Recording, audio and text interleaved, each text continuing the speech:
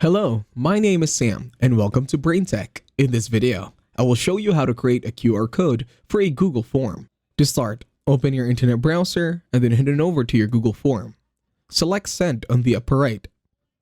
And then in here, select this icon on Send Via.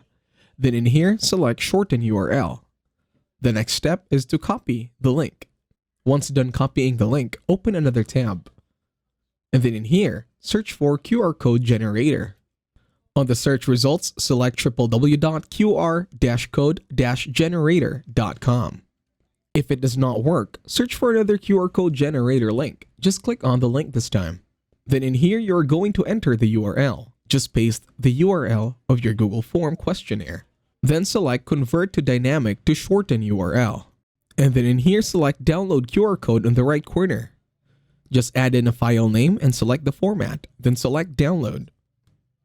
Open the QR code this time and then you should be able to send this to any of your friends or paste it on your website. And that's it. Thank you very much for watching. Please leave a like, share, and subscribe to the channel.